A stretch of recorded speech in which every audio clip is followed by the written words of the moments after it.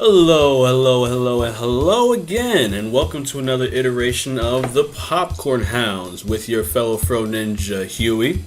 Me, the blind ninja, Eli. And you've got the frog who isn't a ninja but believes he's a ninja, Froggy. He was probably too high, and he thought he was a ninja, so... Hey, I'm high right now, get over it. Really, nigga? Froggy wishes he was high right now. We all wish we were high right now, man. It ain't no big deal. Oh, well, I'm high off cigars and weed. What? Y'all would just be high off weed. I had to get fancy with my shtick. I could be high off anything like Samuka, salvia. I get high off a high C.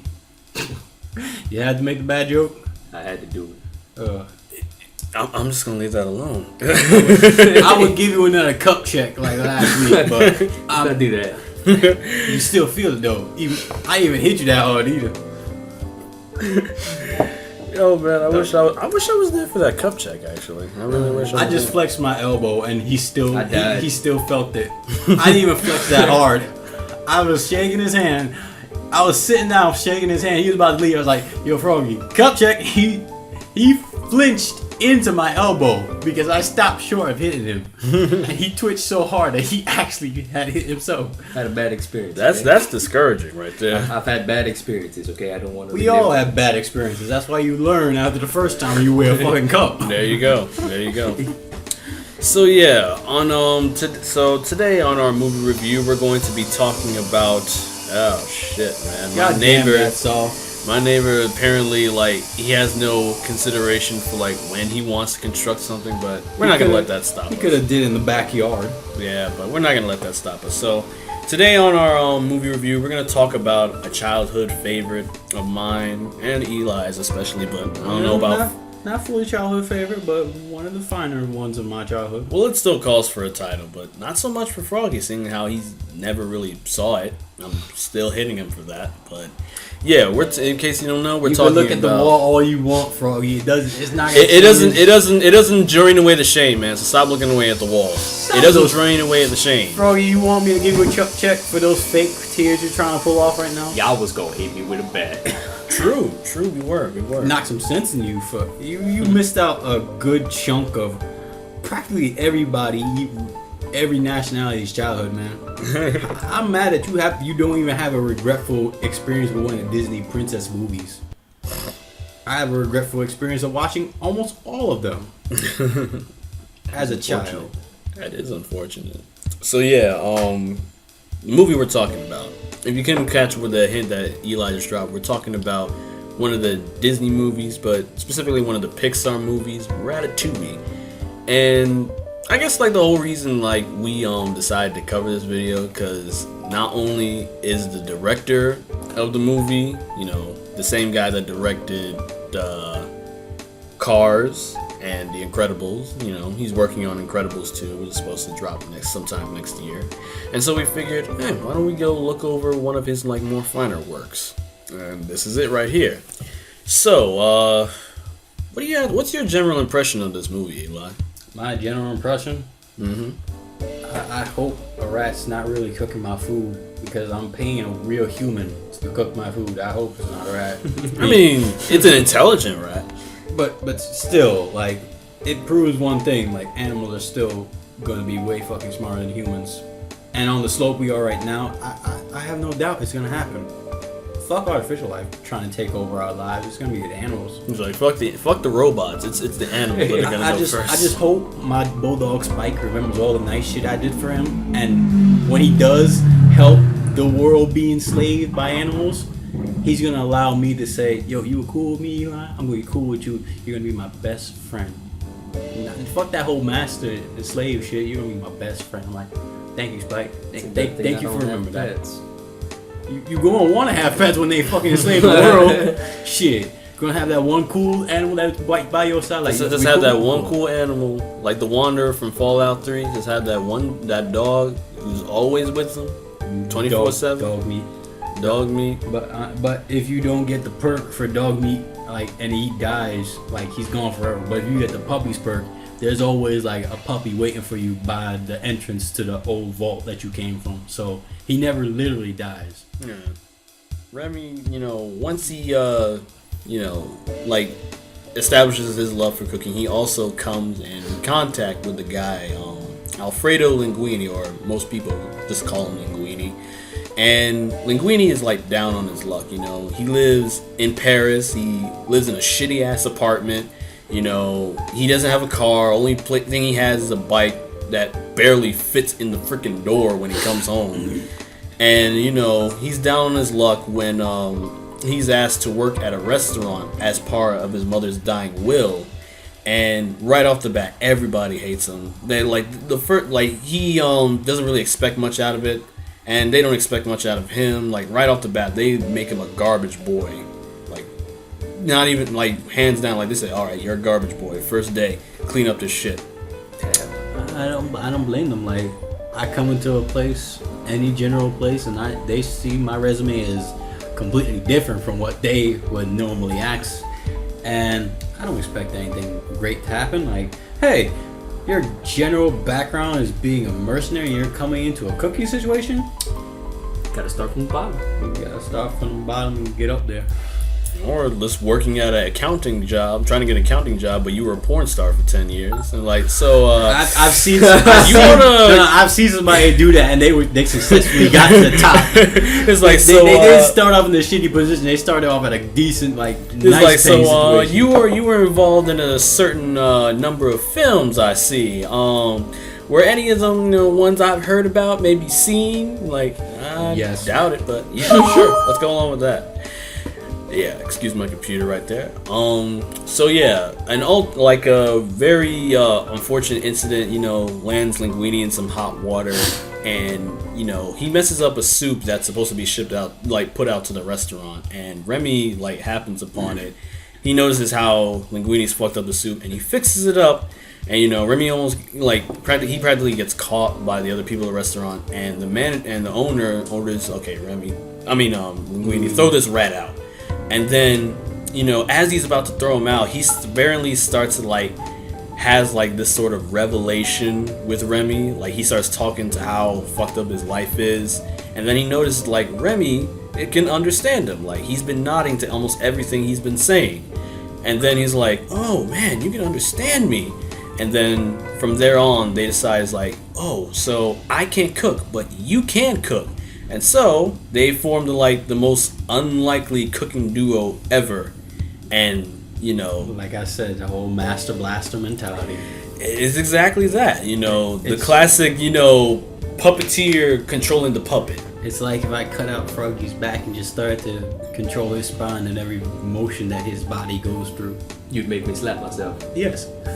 He'd make you slap yourself and masturbate frequently. Why can't I stop? Not that. Why can't I stop? I stopped feeling it hours ago. I'll actually control Froggy to act out like 5 different girls with a pitch tent. Oh my god. Let the embarrassment roll through you. That's mean, man. It's not mean. What if one of them says yes and just check out his junk? It's let's see what you packing. I'll give you a over the pants hand job. That's what you really want. All right. Okay. It's better than a one night stand that you're gonna regret later. Oh, by the way, you have chlamydia. What? Oh no. Yeah, it's better than that, right, Froggy? So yeah, I think about that. So yeah, my overall opinion of this movie is I saw it when I was around 12. Bless you. Thank you. Yeah, I saw it when I was around 12 or 13, and this was I saw a trailer for this after I went to go see Cars with my father, and I'm wondering what the hell is they making now, a movie about a rat. And I just had for some reason I had sudden flashbacks about that Michael Jackson song, Ben, that song? And he basically, that whole song is dedicated to a rat that he used to keep as a pet when he was a kid in Gary, Indiana. And he dedicated the whole song to him, and he called him Ben. So I started thinking about that, okay, so are we gonna have a boy meets rat kind of story here? And that's exactly what it did. And like, to my surprise, it worked. It actually presented, like, this colorful, it had a colorful presentation to it. The characters were lively, and they were all different. They all had their individual personalities, and it just worked. It worked as much as I thought, it would originally, which I thought was like, oh man, this movie's gonna bomb, this movie's gonna fail, but to my surprise, it didn't. So, yeah, to this day, it's on my most favorite movies of all time list, and that list is not, I try to keep that movie as short as possible, because if you keep telling yourself every movie you've seen over your whole lifetime, if you keep telling that, oh man, it's the best movie I've ever seen, it's the best movie I've ever seen, if you keep saying that for every movie that you've seen, you're pretty much gonna keep saying oh man, hey, this movie is good. You will lose your individuality along the way. You won't be able to say this movie is all right, this movie is bad. You'll just keep saying in your mind oh, it's the best movie ever made, because you don't know how else to rate a movie, because you're so convinced every movie that comes out is awesome, and you don't know any other way to talk about it. So yeah, that was my overall thoughts on that movie. I thought when I first saw it, I thought it wasn't really good. I thought it didn't really look good. But when I actually saw it, I was really surprised. I ended up, buying 2 showings of the thing, so that tells you a lot. And it's a good movie, especially I know I'm repeating myself, but the presentation, the whole layout, especially how Paris looks, how it looks so colorful and gleaming at night, especially at night. They just captured the whole realistic setting just perfectly, and I think that was a real plus in my book. So yeah. Well, you've been quiet for a while, Eli. What you got to say about it? What's your overall opinion of this movie? My overall opinion of this movie? When I saw it when I was younger, I was like, they're cooking food. They're really cooking food. I literally had this during the movie, right after that movie had done played. In my mind, I'm like, I'm old enough to know better that they're not really cooking my food. But still, when I went across to this swanky as hell restaurant, they literally tell you, sir, you need a fancy dinner suit to come in here. I'm like, I'm your new busboy. I literally lied to the maitre d', telling him I'm the new busboy. He's like, okay, straight to the back, and make sure you ask the janitor for a spare suit. I'm like, okay. I walk to the back. I look at the janitor. He's not in his office. I literally open up the doors to the kitchen. I'm like, I don't see no rats. And I literally walk out, making sure that the maitre d' don't see me. And I left. I'm like, okay, at least that place is clean. he had to test it some way. He had to test it some way. He was curious. He had to find out some way. And I'm in my mind, I'm still rationally thinking this. No way it's fucking possible. I'm old enough to know better than to be a fucking idiot. I'm not like one of those dudes that literally played a burger simulation game, thinking hey, this is how my life is gonna be. Nothing but a simulation of me making shit. No. Your life is going to be sitting in front of a screen, good sir. But I knew better. So, overall, that's understandable. Ratatouille for me, it was good. I was entertained. I didn't call myself an idiot for later regression of watching said movie about rats. Made me fucking paranoid about a good few things. Especially when my food was being touched by it. Especially that part. I mean, they wash their hands before they start cooking, so you get them that. There's the rats. Just one wash ain't gonna wash away all the fucking grime that they've been in. So, it's true. I'm still surprised. And I'm not surprised about that ending portion, epilogue. So, yeah, there's that. But still, it was a fun movie. It gave a good, clean wrap-up. It didn't lag for some of the portions that most people would suspect it lagged. Romance went exactly as these type of movies go, right? Dorky guy, smart, super intelligent chick just doesn't care about him, but then shows some interest later on after he seems like he knows what the fuck he's doing, but finds out it's a lie. So yeah, that's one of the plot points that is easily noticeable from miles away.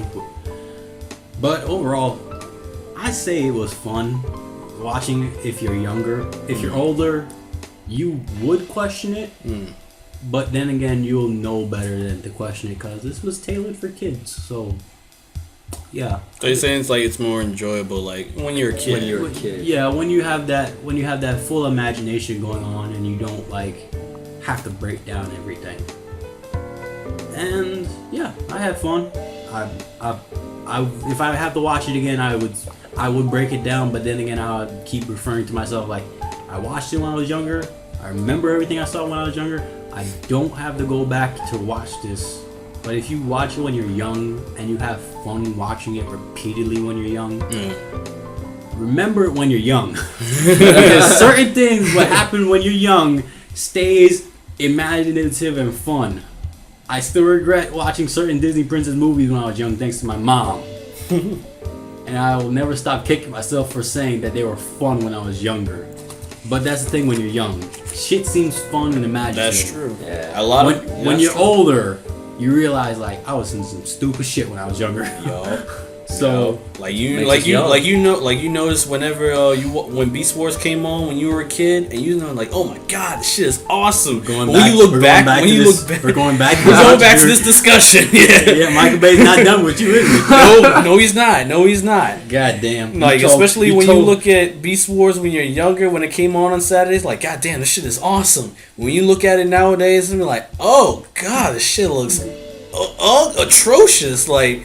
Looking back on Beast Wars, looking back on Reboot, good sir, the Reboot series. Yo, oh my god, loved Reboot especially when they had the Evil Dead tribute. It was good because that was one of the driving reasons for me to pick up almost every Evil Dead game I could get. Yeah, but then when I go back and see Reboot, I'm like, CG, man. Yeah, like the CG was so bad. Like those old CG shows like Max Steel, Reboot, Butt Ugly Martians. Like you look back on it like, god damn, the CG is Froggy bad. Froggy, we hit a chord. Froggy, he remembers Butt Ugly Martians. He remembers Butt Ugly Martians. He remembers those guys, the Blue Freaks. Oh my goodness. I brought up some bad memories for him, huh? But then we can't forget about the shows. We'll discuss certain things about. I got an idea, but we'll save that for another time. Let's say goodbye, guys, because we've been dragging this video. That is true. So how about we give like our final rating to this movie? All right, I'll give my rating. For parents that plan to show this to your kids, this is definitely a high front row seat. And if you have that inner child still in you that remembers seeing this as a kid, you would say like, hey, this is still for kids. So yeah, it's a high front seat. But if you're that older person like me that needs to dissect everything every now and again, but you still have the mentality that you're young at heart, this is a cable viewing, but still a high cable viewing. Don't get it wrong. Well, I still have that little kid in me, so I think I'm going to watch it because I didn't watch it. You watched 10 minutes of it. So far, I give my props to the granny with the shotgun. She did her thing. Froggy, you're forgetting one thing. Out of everybody in the popcorn round, you're the youngest here. Oh crap! You got that, didn't you? Oh crap! I did forget that. You see why Huey and me nearly took that bat to your head and knocked some sense into you, right? Well, my overall ratings for this, and I'm gonna try my best to like not involve childhood nostalgia in this. I'm gonna try my best. I failed last time. I failed last time, but I'm gonna try even harder this time. Not possible. Calling bullshit. I know. So, yeah, this movie, as a kid, it really like fascinates you. It really like opens your eyes to like, you know, what could be possible with your imagination. And looking back on, and when you get older and you look back on it and you realize, okay, this thing's kind of silly. And that can be said for like a lot of things you viewed when you were a kid. But this movie in particular I didn't really like feel that way. Like, this is a movie that I can keep coming back to with like references to I can keep coming back to with for references like, you know, just when I want to like, you know, freshen up my imagination, like freshen up like what I want to like do when I make a story. And, you know, other than that, it's a good movie, and I'd give it a front row seat. It's a good, enjoyable movie for you, your parents, like sit down with your kids in front of, and, you know, especially, it's just a good movie. You find it on cable, definitely, you know, sit down and check it out. So yeah, that's our movie discussion, and yeah, that's pretty much how we close it out. What are you doing? Nah, man, I've just been looking at you for the past